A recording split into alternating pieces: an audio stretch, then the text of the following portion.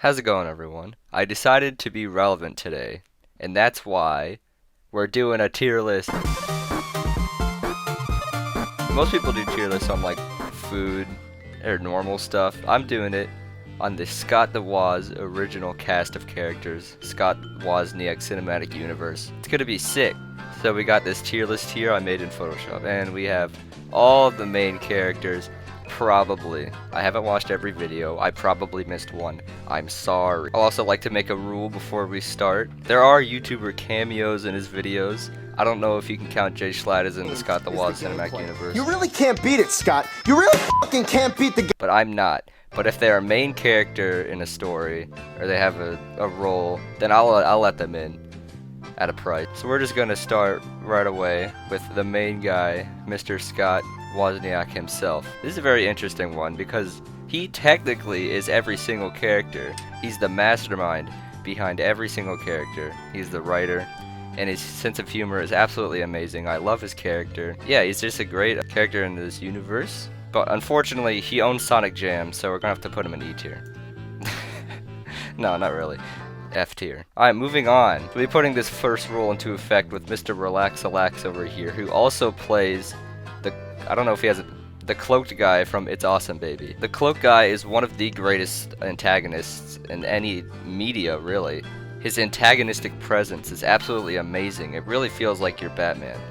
This will be life from now on. Everything shall be awesome, baby! So, for Mr. Relax-a-Lax Cloaked Man, I'm gonna put him in B tier. Up next, we have Wendy's Employee. Now, Wendy's Employee is a very respectable employee. He's in a couple good videos. He's in The Great Mysteries of Gaming. He first showed up in Madden 08 Christmas to give emotional support to our main character. So, you know, very important role. Wendy's is better than Burger King, so that's all I'm gonna say. And unfortunately, we lost him. That's alright. So, a very classic character. I'm gonna put him in B tier. Mainly because he's just kind of there. He's a great character, but he's just kind of there for me. Not really up here with the greats, but he's not bad. So he's down. He's not down here. Now up next is his brother, Target Employee.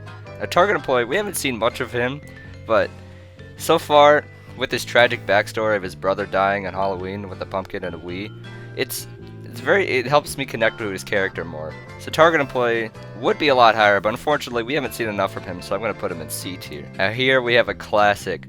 Jeb Jab, first showing up in a Madden 08 Christmas and coming back very constantly. He's an amazing character. I love his Gex bit. Is it Gex night? He says Gex. Gex will be Gex. I think that's his joke. Gex's online wasn't this bad. Just an absolutely amazing character. An easy S tier. Easy S tier for Jeb Jab. Up next is Terry Lessler. I personally like this character a lot, but unfortunately, he's just kind of there most of the time. Like he has a couple good jokes. Focus, we gotta reel this one in. Like a fish! Yeah! But unfortunately, most of the time, he's just one of the supporting cast, and that's okay. Sometimes you need a character like that. But he's not really a standout character, so I'm gonna put him next to Target Employee in C tier. Up next, we have the OG Chet Shaft. Now, Chet Shaft is a great character. He's gone through a tough life of being murdered and then dying. But he's here now. He is a ghost now, which is kind of sad, but you know, I guess that's where they wanted to take his character. So for being such a classic, we'll put him B tier.